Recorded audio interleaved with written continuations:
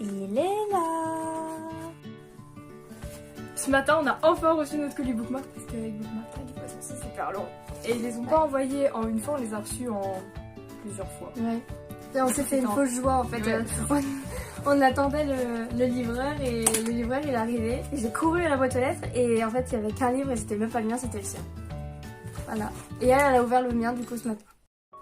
Donc cette vidéo sera en deux parties. La première c'est la mienne avec où je vous présenterai des romans MXM que je viens de recevoir de la maison d'édition Bookmark. Mais après il y en a d'autres que j'ai reçus un peu avant. Mais c'est pas grave, on va faire un gros book haul.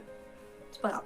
Ensuite la deuxième sera sur Victorine qui présentera les romans FXF qu'elle vient de recevoir de la maison d'édition Bookmark. Parce qu'on les a tous reçus ce matin.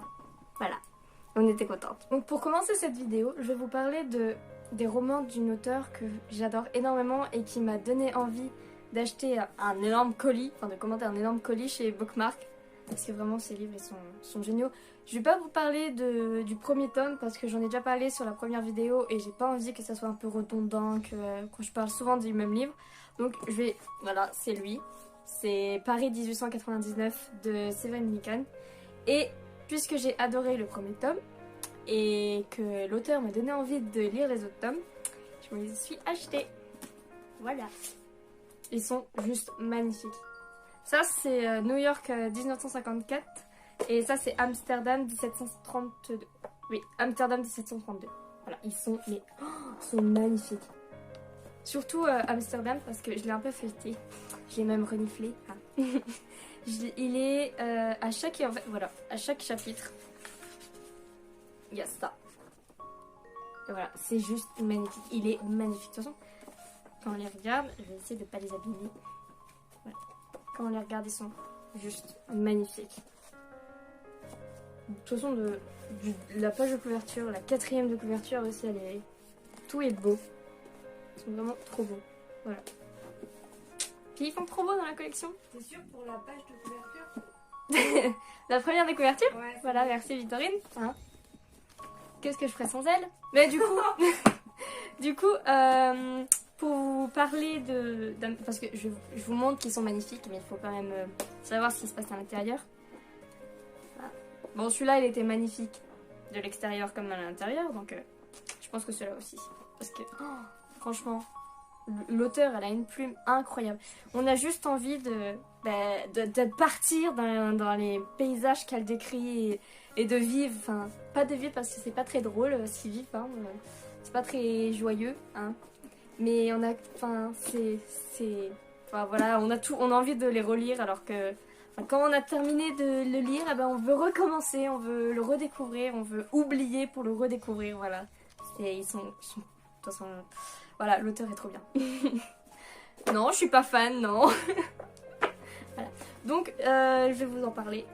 Hein. Mais comme je les ai pas lus, je vais juste vous en parler comme ça. Et après, je pense que je vous en ferai... De toute façon, vous aurez une vidéo de J'ai lu, j'en parle avec.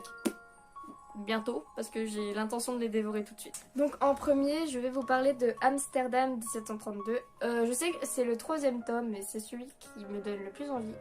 Après, je sais pas s'il y a vraiment un ordre pour les lire parce que c'est pas les mêmes personnages à chaque fois. Ici, c'est Hendrik et James. Ici, c'est Neil et Nathan. Et ici, c'est Alois et Jonathan, je crois. Non, c'est Joanne. Voilà. Jonathan, c'est Joanne. Voilà. Et donc, en fait, c'est au siècle des Lumières. Sauf que Alois, il est pas très... Enfin, il est pas, on va dire, il est pas dans la lumière parce que il est très... Il est encore dans son passé, il a du mal à s'ouvrir au monde, enfin voilà. Et un jour il va rencontrer Joanne qui vient de la mer et qui est magnifique apparemment. Vu comment il est sur la couverture, je n'en doute pas, voilà. Et donc Alois et Joanne, ils vont être c'est un peu comme ici, c'est toujours des amours interdits, hein. Et ils vont être très attirés l'un vers l'autre. Et un désir interdit. Ouh, ça commence bien. Voilà. Je vous le conseille, même si je ne l'ai pas encore lu. Donc, le deuxième tome se déroule à New York en 1954. Et on suit l'histoire de Nathan, qui est un photographe.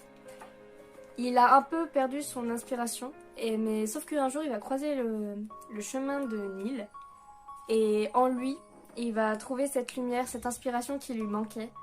Et d'ailleurs l'auteur dit cette lumière c'est l'inspiration, cette lumière c'est tellement plus que ça. Voilà, donc je pense que Nathan n'avait pas seulement besoin d'inspiration, mais il avait besoin d'amour et de désir pour trouver sûrement cette inspiration. Donc le 4e livre de Bookmark que j'ai reçu, c'est Place Vendôme en hiver de Johann von Hoff.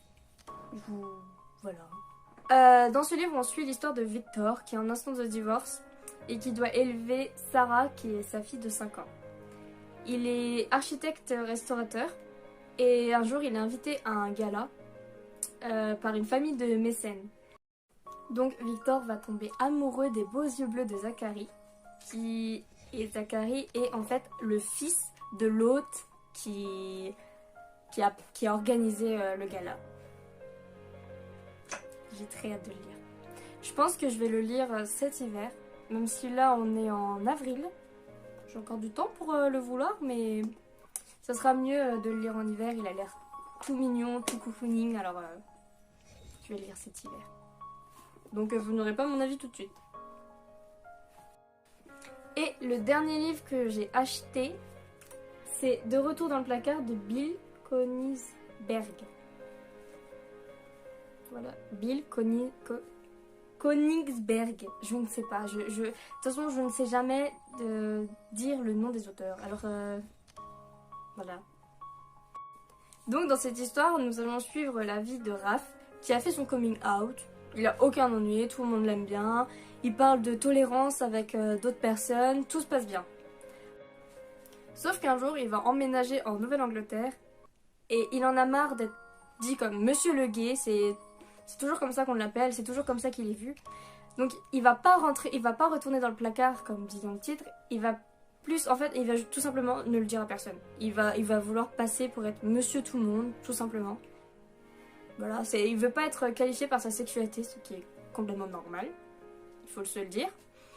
Et un professeur va lui demander d'écrire une histoire. Et il va tomber amoureux de Ben. Je pense que je vais le lire bientôt parce qu'il me donne très envie. Mais vraiment très très envie. Par contre, il a l'air un peu gros. 362 pages. Bon, ça va en vrai. En 2 jours, il est fini. Vous aurez mon avis bientôt. Et si vous l'avez lu, n'hésitez pas à me le dire. Donc, cette vidéo est maintenant terminée. Je vous invite à aller regarder la seconde partie où Vittorine présentera ses romans FXF. Voilà. Et en attendant, n'hésitez pas à vous abonner et à liker. Bye!